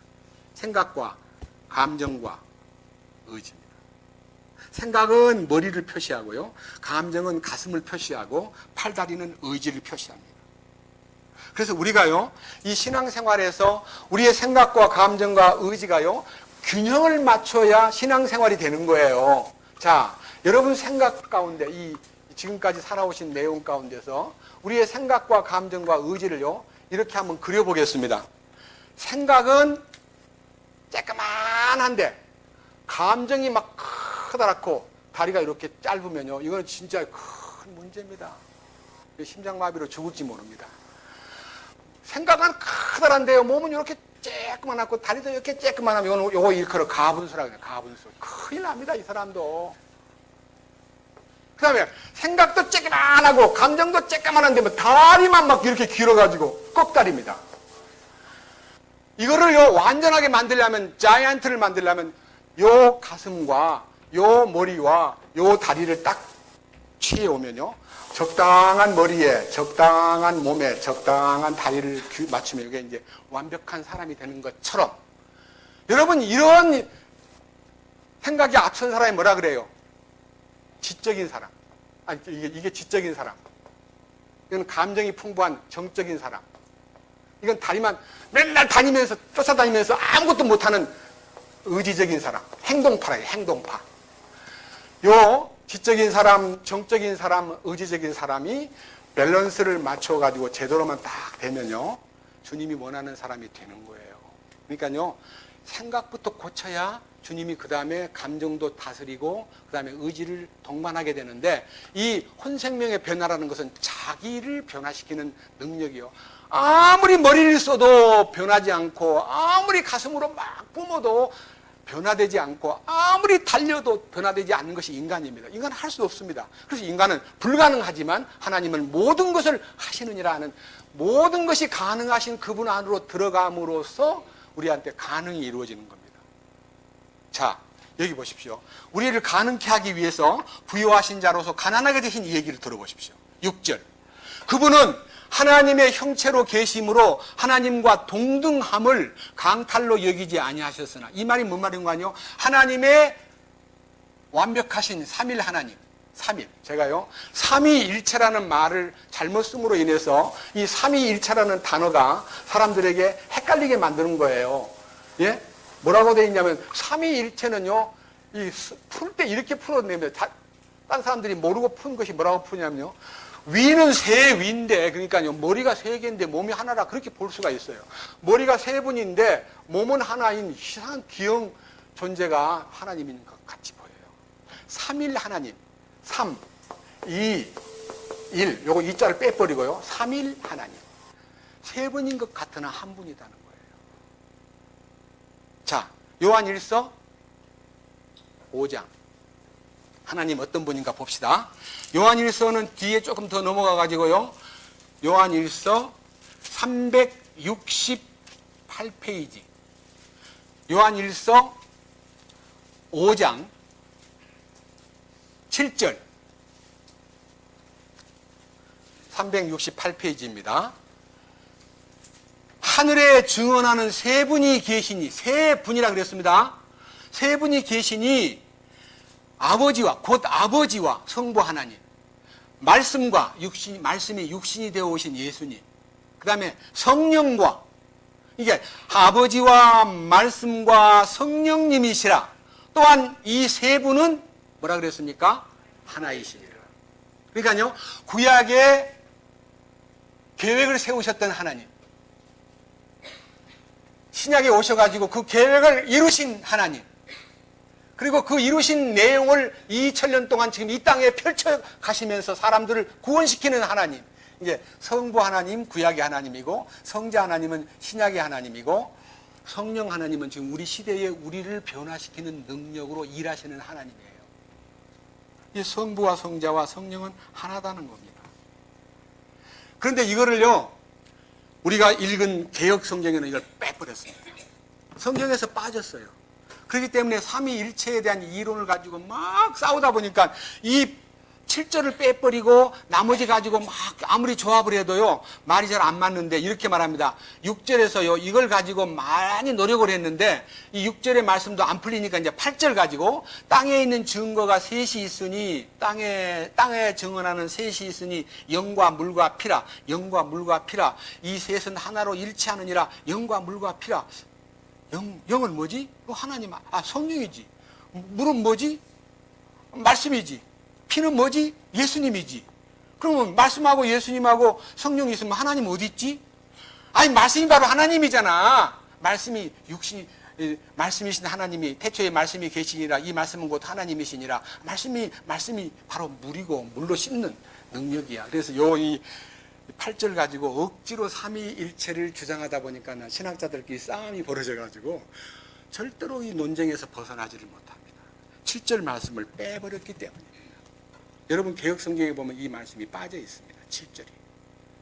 제가 이 성경을 뺀 이유는 알렉산드리아의 성경 연구가들이요, 세속적인 안목으로 연구를 하다 보니까 무슨 놈 하나님 아들은 아들이고 하나님은 하나님이지 무슨 아들과 하나님이 동등하다고 하느냐, 이거 아니야. 이거 빼. 이거 골치 아파. 이거 괜히 이거 떠돌아다니다가 우리들의 이론이 자꾸 깨지니까 이 영지주의자들이 이 성경을 빼내버린 거예요. 근데 못 뺀 것 중에 하나가 밑에 5장 20절입니다. 자세히 보세요. 또 하나님의 아들이 오셔서 우리에게 깨달음을 주사 우리가 진실하신 분을 알게 하셨음을 우리가 알며, 또 우리가 진실하신 분 곧 그분의 아들 예수 그리스도 안에 있음을 아노니. 이분은 참 누구예요? 누가 참 하나님이라고요? 제가요, 부활하신 예수님이 못 믿어가지고 막 도망을, 나는 직접 만져보고 나는 직접 옆구리에 손을 넣어봐야 나는 믿겠어, 나는 그분이 살았다는 말을 못 믿어 하고 막 사례를 적고 있을 때 예수님 나타나셔가지고, 도마야 내 손못 자국을 보아라. 내 옆구리 손을 넣어봐. 나의 주시면 나의 하나님이십니다. 너는 나를 본고로 믿느냐? 보지 못하고 믿는 자가 더 복이 있다. 도마가 예수님을 하나님이라 부를 때, 야, 너 그렇게 망령된 얘기를 하니? 하나님 따로 있어. 나 아니야. 정신 차려. 그럴 텐데 주님이 너가 나를 봄으로 믿느냐? 여기 지금 하반절에 그분의 아들 예수 그리스도 안에 있음을 우리가 아노니 이분은 참 하나님이시요 영원한 생명이시니라. 이 하나님 되신 예수님이 바로 아까 사도행전 20장 28절에 예수님이 자기 피로 우리를 샀다고 되어 있지 않고 하나님이 자기의 피값으로 우리를 샀다 그랬잖아요. 예수님이 바로 하나님 자신이에요.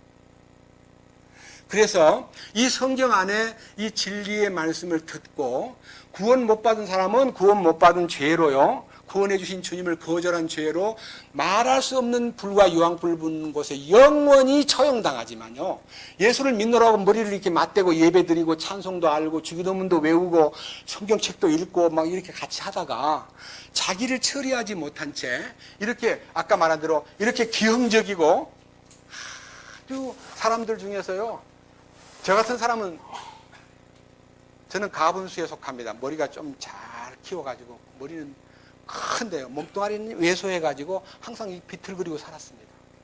어떤 사람은 또 머리는 작은데 막 가슴이 풍부해가지고 막 깔깔깔깔 웃고 말 많이 하고 막 좌중을 웃기고 그러는데 그 사람은 사실은 속이 텅 비어 있습니다. 어떤 사람은 바쁘게 돌아다니는데 보면 맨날 사고만 저지릅니다. 이게 다 기형적인 사람입니다. 그런데 예수 그리스도의 그 참된 순수하고 인격적인 그분이 우리를 하나님의 부요를 우리 안에 심어주기 위하여 자신이 우리를 위하여 가난하게 되사, 가난한 것이 자기가 창조주요 하나님과 동등된 위치를 가지고 있음에도 불구하고 그것을 강탈로 여기지 아니하고 억지로 빼앗긴 것으로 생각하지 아니하고 스스로 자원하여, 예수님이 겟세마네 동산에서 집회 갈 때 막 찾는 사람들이 막 불 켜고 횃불 들고 막 찾는데 너희가 누구를 찾느냐 그러니까 뭐라 그래요? 예수를 찾는다 그랬더니 그 예수가 나다. 자기를 그냥 내주는 거예요. 왜 그래요? 스스로 버릴 권세가 있기 때문에 스스로를 내놓은 거예요. 억지로 묶여간 거 아닙니다.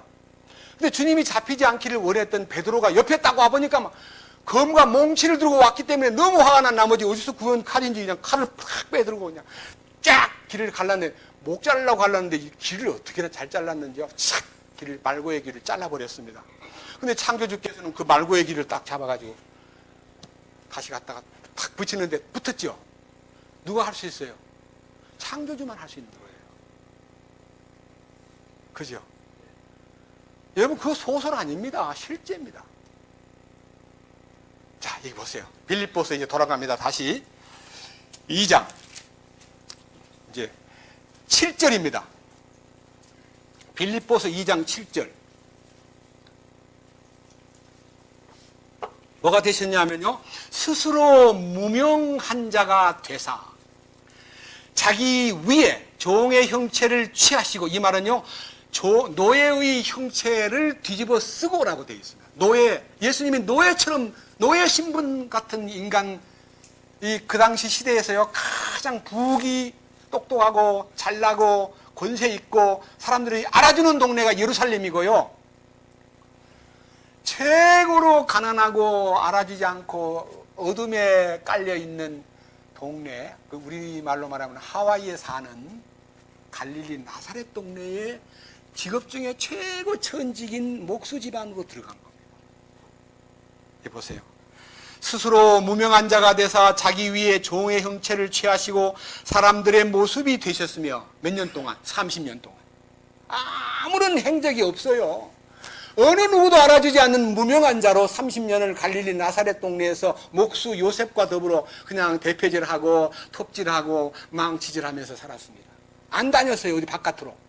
근데 거짓말쟁이들은 이렇게 말합니다. 그때 어디 간 줄 알아? 인도 갔어, 불교 배우러.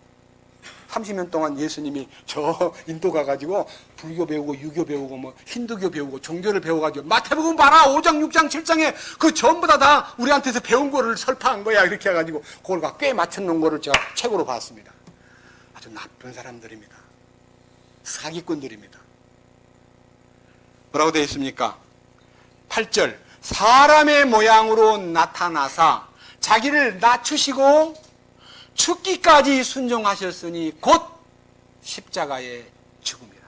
최고의 가난뱅이로 살다가 최고의 가난한 자의 죽음이 십자가의 죽음입니다. 이사야 53장에 보면요, 공정한 재판도 받지 못한 채 감방에도 안 집어넣고 그냥 어젯밤에 잡혀가가지고 밤새도록 신문당하다가 새벽에 빌라도 법정에 가가지고 아무리 조사를 해봐도 예수님이 죄가 없는 걸 느낀 나머지 아침에 찾아온 군중들에게 이자는 죄가 없다 하니까요, 십자가에 못 박여 달라고 막 군중들이 데모를 하니까 밀란이 날까 두려워. 만약요 예루살렘에 밀란이 나면은 빌라도는 호출당해가지고 로마로 귀환해야 되고 딴 사람 보내게 됩니다. 그거를 막기 위해서 자기 자신의 계급의 위험을 느끼고 명예를 탐하던 빌라도가 대야에 물떠서 손을 씻고 난 다음에 이자는 죄가 없는데 이자의 핏값을 누가 당하랴 그랬더니 우리와 우리의 후손들에게 돌리시옵소서 하고 막 데모하는 군중들의 절대적인 소리에 눌려가지고 예수님을 그냥 내줍니다. 사형당할 사람을 심리도 제대로 하지 않고 좀 이렇게 배심원들을 불러다가 어떻게 된 거냐, 무슨 죄를 지었다 그러냐, 아니 그 증인이 있느냐, 그리고 조사해보고 마지막 피고에게 너 무슨 죄를 지었냐 물어봐야 되는데요, 예수님은 전혀 묵비권을 행사했습니다. 아무런 정죄를 하고 아무런 소리를 질러도 전혀 입을 열지 않았습니다. 예언되어 있습니다. 서기 700년 전에 그 입을 열지 아니하며 마치 도살장으로 끌려가는 어린 양같이 그 입을 열지 아니하였도다. 그게 뭐예요? 최고의 가난뱅이, 가장 비천한 자가 되신 거예요. 뭐 하려고? 우리를 지옥 안 보내고요, 하나님의 영광스러운 왕권에 참여시키기 위해서 그분이 당신의 부요를 다 버리고 가난하게 되심으로 우리를 부요케 하시기 위한 로마서 8장 17절의 약속대로 하나님을 믿는 자녀들 곧 하나님의 상속권자일 뿐 아니라 그리스도 예수의 공동 상속권자가 되게 하시려고 자기를 지불했다. 그래서 여기 밑에 보세요. 이제 빌립보서 2장 9절, 그러므로 하나님께서도 그분을 높이 올리시고, 이제 부활 생명과 승천을 통해서 그가 직접적으로 다시 명예를 회복하고 영광스러운 왕의 이름이 탁 붙었습니다. 그리스도가 되셨습니다. 모든 이름 위에 있는 이름을 그분에게 주사 하늘에 있는 것들과 땅에 있는 것들과 땅 아래에 있는 것들의 모든 무릎을 예수라는 이름에 굴복하게 하시고 그랬습니다. 여러분 자신들이 예수님의 무릎 앞에 앉아서 굴복한 적이 있다면 놀라운 부요를 볼 수가 있습니다. 근데 여러분들 언제 예수님의 무릎 앞에 진정으로 무릎 꿇고 주여 나의 거짓된 왕위를 주 앞에 내려놓습니다. 주님의 통치권 속에서 살고 싶습니다. 이래야 할 텐데요. 통치권이 보이지 않고요. 돈의 힘이 보임으로써 딴 사람을 지배하려는 생각으로 막 경쟁자가 되고 돈의 이익을 막 놓치려고 막 핏대를 내고 막 밀고 땡기고 하는 것이 우리 인간 생활입니다. 여러분, 하나님과 재물을 겸하여 섬길 수 없습니다. 진정으로 믿는 사람이라면요. 이 물질이 나를 지배하던 것도 내려놓고 주님이 나를 지배하는 어떤 새로운 편제, 새로운 변화가 일어남으로써 주님의 왕권이 나중에 영원히 주어집니다. 이게 주님이 우리에게 허락한 부유입니다. 저는요, 이 부분을 좀 더 구체적으로 말씀을 올리기 위해서 주님의 영광스러운 그 자리에 부요에 맞닥뜨렸을 때, 주님의 부요에 딱 맞닥뜨렸을 때요, 어떤 일이 벌어지는가를 여러분 앞에 소개해 줌으로써 그리스도의 부요가 나타났을 때 나에게 어떤 일이 벌어지는가를 성경적으로 한번 검토하고 마칠까 합니다. 다니엘 10장을 보겠습니다. 구약 성경 다니엘 10장입니다. 성경 1076페이지입니다.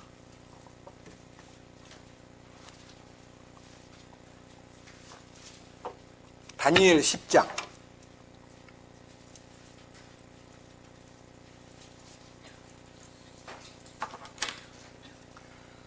찾았습니까? 1절입니다. 페르시아 왕 고레스의 제3년에 한 일이 벨드사살이라 이름을 가진 다니엘에게 계시되었는데 그 일이 참되나 정해진 때가 길더라. 그가 그 일을 깨닫고 그 환상에 대해서 깨달음을 얻으니라. 그러니까 하나님이 이 다니엘에게 어떤 깨달음을 주셨습니다. 이거는 신비입니다. 하나님이 깨닫게 해주시는 이 신비가 이제 사실 9장부터 이어지긴 한데요. 시간이 없기 때문에 잠깐만 보겠습니다. 뭘 깨달았는가? 자, 한 장 넘겨보세요. 앞으로 9장 2절. 곧 그의 통치 제1년에 나 다니엘이 책들을 통하여 주의 말씀이 대언자 예레미야에게 임하사 알려주신 그 횟수를 깨닫되 곧 그분께서 예루살렘이 황폐한 가운데 70년을 채우리라는 것을 깨달으니라. 성경책을 읽다가요, 예레미야의 두루마리 책을 딱 펴서 읽어보니까 25장에 이 사람들이 포로돼 가지고 70년이 되면 돌아간다고 예언되어 있구나. 하나님이 70년이라는 기간을 주셨구나. 알았습니다. 이제 됐습니다. 이스라엘 민족이 바벨론에 포로돼 간 것은 BC 606년부터 시작해가지고요, 돌아올 때 70년이니까 BC 536년에 돌아왔습니다. 그 기간을 딱 보자마자 알았습니다, 주님! 그러면서 어떤 일이 벌어지냐면요, 밑에 보십시오. 3절부터요, 그 음식을 시작합니다.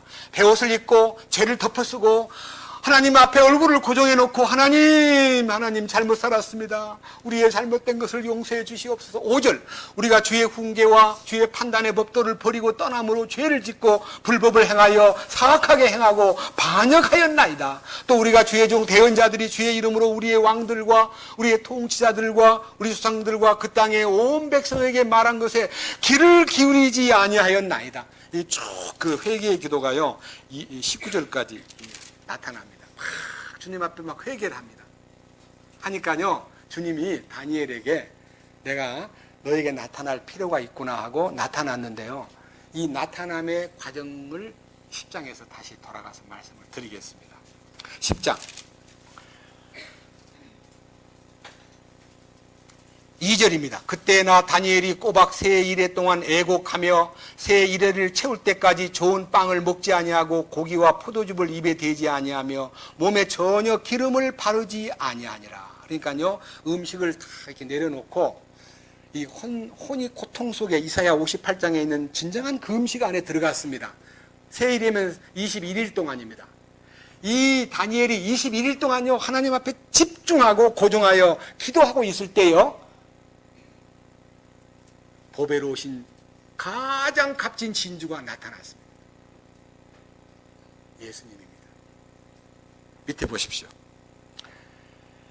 4절, 첫째 달 24일에 내가 큰 강 곧 히데겔 곁에 있었는데 그때 내가 눈을 들어 바라보니 보라, 어떤 사람이 아마포옷을 입었고 그의 허리에는 우바수의 정금띠가 둘렸더라. 또 그의 몸은 녹주석 같고 그의 얼굴은 번개 모양 같으며 그의 눈은 등불 같고 그의 팔과 발의 색깔은 연만 놋 같고 그의 말소리는 한 무리의 소리 같더라. 요한계시록 1장에도요, 반모섬에서 사도 요한이 만난 예수님의 그 이미지와 똑같은 형상의 이미지를 다니엘이 보았습니다. 이분은 예수님입니다.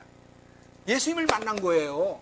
그 예수님을 만난 것이 보화가 나타난 거예요. 자기 안에 값진 진주가 나타난 거예요.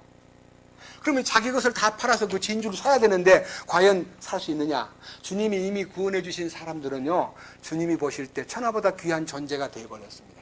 천하보다 존재가 귀한 존재라고 말은 했지만 그 존재 안으로 들어오지 못하면 존재가요, 그냥 나무와 지푸라기에 불과하지만 주님을 이 보화를 담았기 때문에 나는 나 자신이 주님의 보화로 인정을 받습니다. 주님이 나의 보화인데도 나는 그 주님 때문에 보배로운 존재가 되는 겁니다. 자기를 내놓아야 됩니다. 근데 그 내놓는 것이 돈을 내놓는 것이나 재주를 내놓는 것이나 능력을 내놓지 않고요, 자기의 자아를 내놓는 거예요. 보세요, 어떻게 내놓는가? 지불하는 겁니다. 보세요, 7절, 나 다니엘이 홀로 그 환상을 보았나니 나와 함께한 사람들은 그 환상을 보지 못하였고 큰 지진이 그들에게 임함으로 그들이 피하여 숨었더라. 환상을 보지 못한 사람은 다 숨어버리고요, 이 다니엘 혼자만 하나님 앞에 그 환상을 딱 보는 순간에요, 자기 자신이 얼마나 주님 앞에 가련하고 형편없는 인간인가가 나타납니다. 8절, 그러므로 내가 홀로 남아서 이 큰 환상을 볼 때, 예수님을 만날 때 그 말입니다. 내 안에 기력이 남지 아니하였으며, 기력이 다 빠져나가 버렸어요. 기력. 자, 주님을 배우면, 예? 영광스러운 보화이신 주님을 배우면 제일 처음에 다 읽고 얘기하겠습니다. 8절. 그러므로 내가 홀로 남아서 이 큰 환상을 볼 때에 내 안에 기력이 남지 아니하였으며 내 아름다움이 내 속에서 변하여 썩은 것이 되었고 아무 기력도 내게 남지 아니하였느니라. 이 두 가지로 그냥 표시하겠습니다. 자, 기력이 남지 않았다는 말은요, 기력이라는 말은요, 우리 인간이 갖고 있는 기와 기, 이 기와 힘입니다. 기력. 우리는 기력으로 삽니다. 이 기력이 다 빠져나가 버렸습니다. 자기 자신의 힘이, 생각과 감정과 의지에 남아있던 모든 기력이 빠져나갔습니다. 그 다음 뭡니까? 자기가 고상하고 아름답다고 느꼈던 그 모든 것이 뭘로 변해버립니까? 자기의 고상함과 아름다움과 자기의 모든 어떤 자랑거리가, 자기의 어떤 자랑거리가 뭐같이 됐어요? 썩은 것으로 어떻게 됐어요? 변하여 썩은 것으로 한 말은요, 참으로 썩은 나구나, 나는 썩은 놈이구나, 이게 발견된 거예요. 자기가 발견되는 거예요. 힘 다 나가버렸죠? 자기가 썩은 것으로 보임으로써 어쩔 줄 몰라가지고 그냥 팍 쓰러져 버렸습니다. 잠이 들어버렸습니다. 잠들었다는 말은 죽었다는 뜻입니다. 밑에 보세요. 7절. 그럼에도 내가 그의 말소리를 들었는데 그의 말소리를 들을 때에 내가 얼굴을 땅으로 향하고 얼굴을 댄 채 깊이 뭐 했어요? 잠들었다는 말은 성도들의 잠들었다. 내가 나사로의 잠을 깨우러 가노라. 그러니까 잠을 깨우요? 이는 주께서 말씀하시기를 죽은 것을 잠자는 것이라 그랬어요. 데살로니가 전서 4장에도 잠자는 자를 깨우러 온다고 주께서 말씀했습니다. 그래서 이제 주님 안에서 죽은 거예요. 예? 그러니까 뭐냐면요, 주님의 영광 앞에 딱 서는 순간에 자기 자신을 완전히 부인해 버립니다. 그것이 지불이에요. 지불. 뭘 팔아가지고 막 걷어가지고 하나님 바꿉시다, 그 진주하고 바꿉시다 거래를 하는 게 아니라 주님 것을 얻기 위해 그 주님을 보는 순간에 자기가 완전히 빠져나가 버린 거예요. 힘도 빠져나가고 매력도 빠져나가고 고상함도 아름다움도 다 빠져나가고 그냥 팍 땅에 코를 쳐박고 그냥 잠이 들어버렸습니다. 죽었습니다.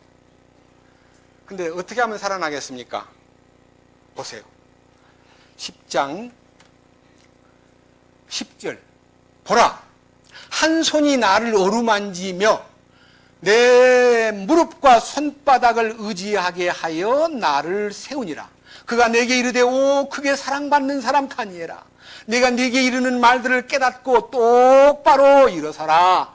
내가 지금 네게 보여졌느니라, 보내어졌느니라 하더라. 그가 내게 이 말을 한 뒤에 내가 떨며 일어서니라. 여기에 세우니라, 일어서니라 하는 것은 부활을 경험하는 겁니다. 부활.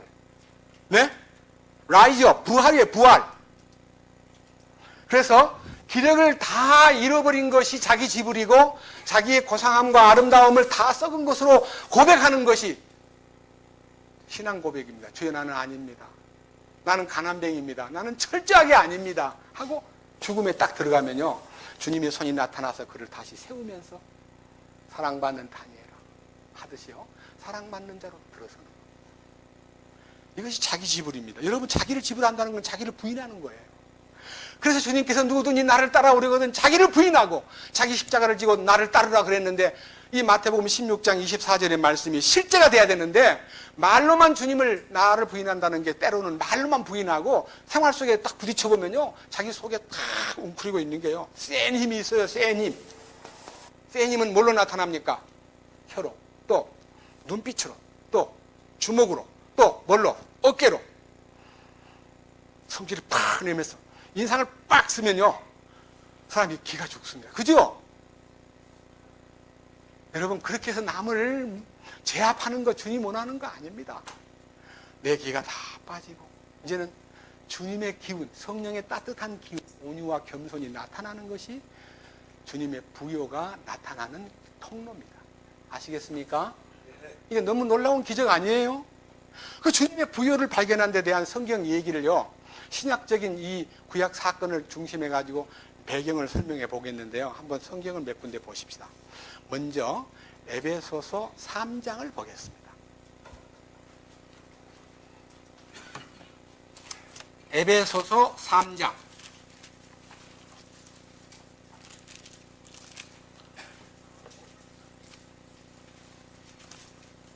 8절입니다. 그분께서 죄송합니다. 나이 많으신 분들을 위해서 배려하겠습니다. 291쪽입니다. 여러분, 제가 충고를 받았는데도 자꾸 잊어버립니다. 성경 찾을 때 조금만 시간을 주십시오. 291페이지 에베소서 3장, 사실은 1절부터 봐야 되는데 톡 잘라가지고 8절부터 봅니다. 그분께서 모든 성도들 중에서 가장 작은 자보다 더 작은 나에게, 이 사도 바울의 이 표현은요, 작은 자가 돼버린 거예요. 사실은 자랑스럽고 대단한 사람인데 자기가 가장 작은 자래요. 이 작은 자보다 더 작은 나에게 이 은혜를 주신 것은 뭐라 그랬습니까? 같이 해봅시다. 헤아릴 수 없는 그리스도의 부요함을 내가 이방인들 가운데 선포하게 하고, 그러니까요, 자기가 그리스도의 부요를 발견했기 때문에 이걸 가지고, 발견한 걸 가지고 선포를 해야 힘이 있지. 알지도 못한 걸 막 선포하면 남들이 받아줍니까? 너 맛봤어? 너도 부요를 보았어? 하고 물어보면 할 말이 없잖아요.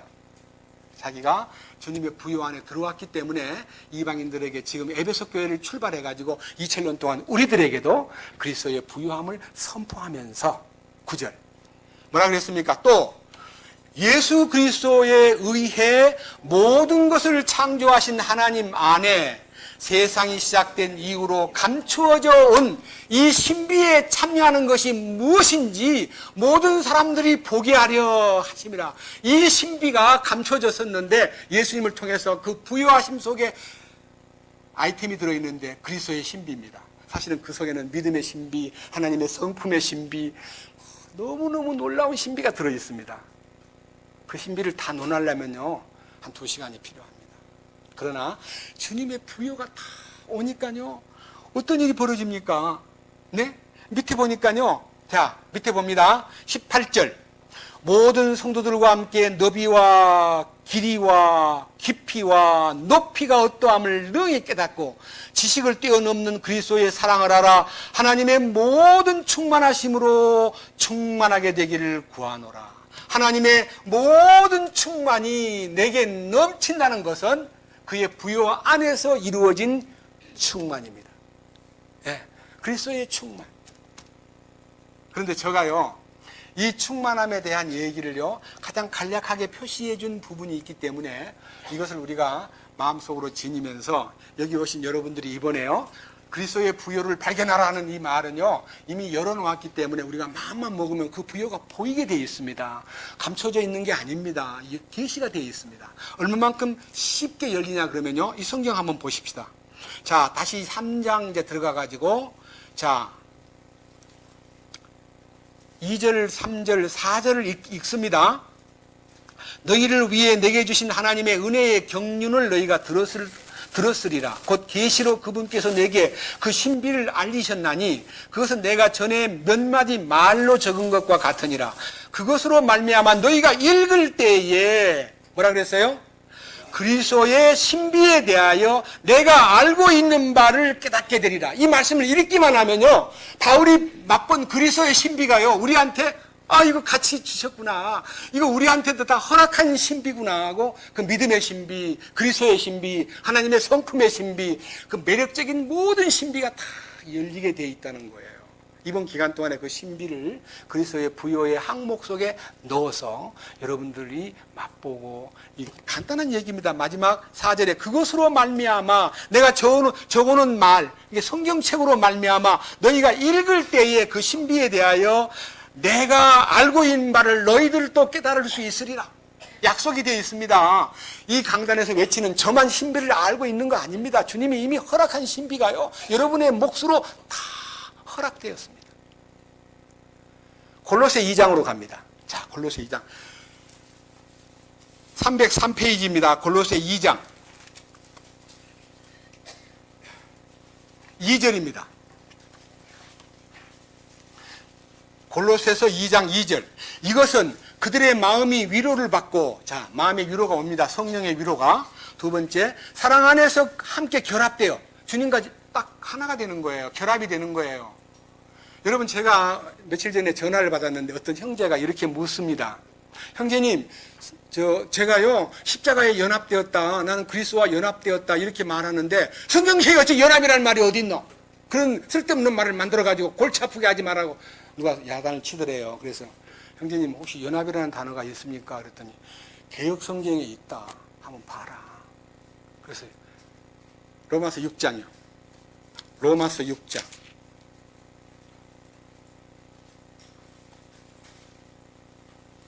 (5절)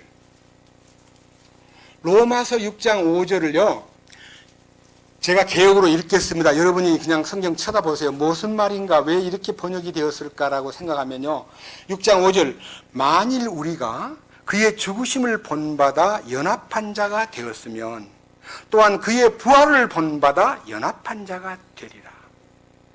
이게 개역 성경입니다. 지금 제가 읽은 것은. 여기 있는 흠정역에는 좀 말이요, 심겼으면, 같은 모양으로 심겼으면 또 같은 모양으로 부활을 같은 모양으로 되리라. 이렇게 말이 좀 이렇게 애매하게 느껴지면서 같은 모양이 무슨 뜻인고, 이렇게 좀 어렵게 심기는 것이 뭔고. 이 심긴다는 말은 요한복음 12장 24절에 하늘의 미랄이 땅에 떨어져 죽지 아니하면 하늘 그대로 있고 죽으면 많은 열매를 맺는다는 말씀처럼요, 심긴다는 말은 죽음에 들어간다는 말이고, 우리 주님에게 함께 연합된, 죽음에 연합되고 부활에 연합되는 이 수순이요, 영적으로 딱 발견되면 그 부요가 보이기 시작합니다. 얼마만큼 보이냐면 승천까지 보입니다. 아, 주님 승천할 때 나도 같이 승천했구나, 그게 보입니다. 이것을 말씀 속에 다 열어놓았기 때문입니다. 자, 골로새 2장 2절.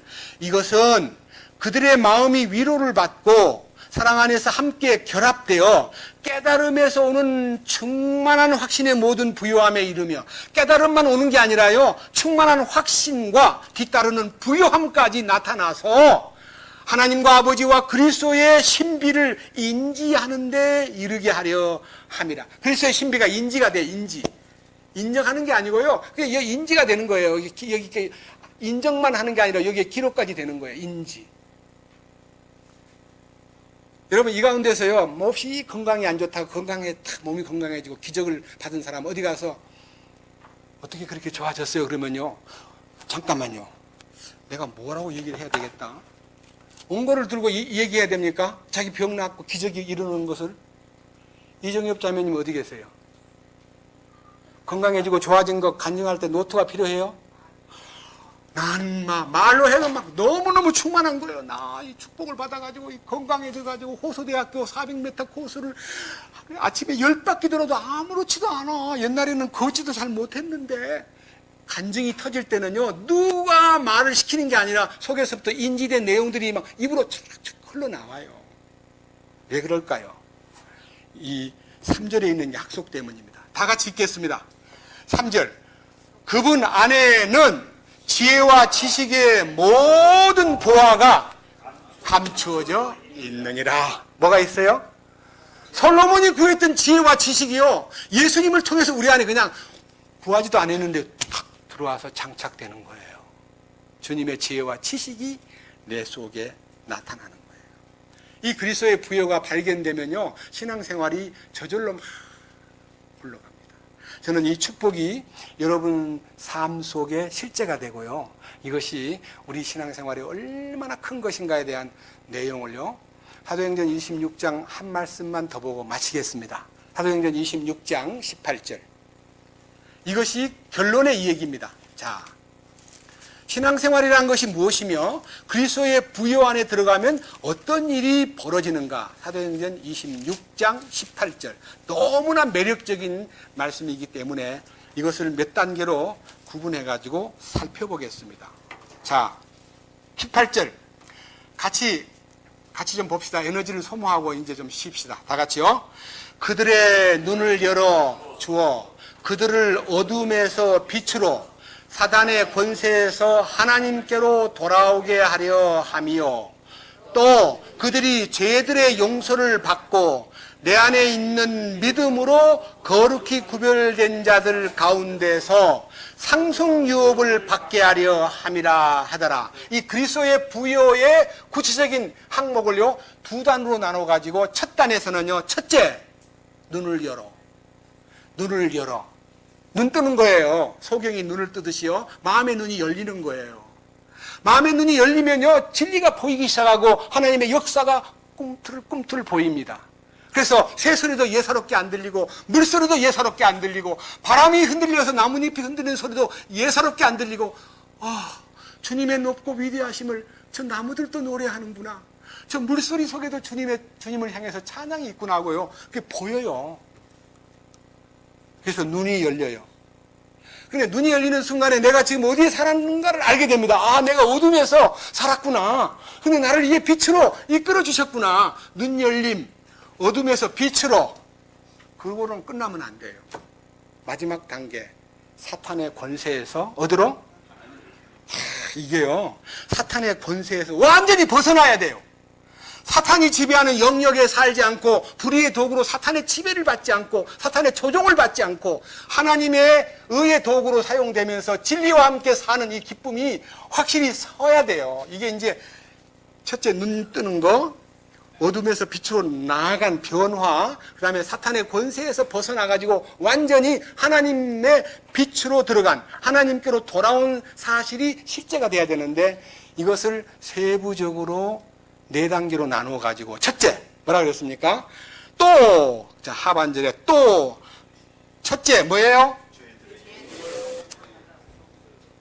자 첫째 죄들의 용서를 받고 이거 참 중요하기 때문에 제가 써보겠습니다. 자 첫째 죄들의 용서를 받고 죄사함 받는 거예요. 예? 죄사함 받는 거. 그죠? 죄사함 받는 거를 구원받았다 그래요. 이거는 영의 구원입니다. 이거는 집으로 말한다면 기초공사가 끝난 거예요. 기초는 참 튼튼하게 닦아놨는데 그 다음에 뭐가 시행돼야 돼요? 건축공사를 해야 돼. 본공사. 그죠? 근데 기초만 닦아놓고 그게 다 알아놓으면 그 사람 미친 사람이에요. 집터만 닦아놓고 집을 안 짓고 이거 뭐 하는 거예요? 그랬더니 집을 지으려고요. 왜 안 짓습니까? 잘 모르겠네요. 주인이 이걸로 만족한대요. 터만 닦아놓고 만족한다 그러면 미친 사람 아니에요? 자, 죄들의 용서를 받고 그 다음 뭐예요? 뭐라 그랬어요? 주님 안에 있는 믿음으로. 자, 이게요. 네 믿음 말고 내 믿음 말고 주님 안에 있는 믿음으로 뭐예요? 뭐라 했어요? 거룩히? 이게 뭐예요? 이 거룩히 구별됨이라는 것이 지성소를 체험하는 거예요. 뜰하기만 왔다 갔다 하는 마당만 밟는 신자가 돼서도 안 되고요. 성수 안에 들어가가지고 빛만 보고 떡만 얻어먹고 기도만 하는 사람 되면 안 되고요. 지성소의 은밀한 주님과의 관계, 지성소의 은밀한 주님과의 만남, 지성소의 은밀한 주님과의 대화가 확실히 이루어져야 거룩을 맛볼 수 있는 거예요. 그 지성소라는 곳이 거룩한 곳이잖아요. 다할 지자에다가 거룩할 성자에다가 그 다음에 그 장소가 지성소를 체험하는 거예요. 지성소를 체험하려면요, 휘장이 갈라진 것과 관계가 있고요, 육체가 처리되어야 지성소가 문이 열리는 겁니다. 내 속에서 자아가 처리되어야 지성소 문이 오픈됩니다. 그러고 나서 끝나는 거 아니에요. 그 다음 뭐라 그랬어요? 상속유업을 받게 하려 한다. 상속유업?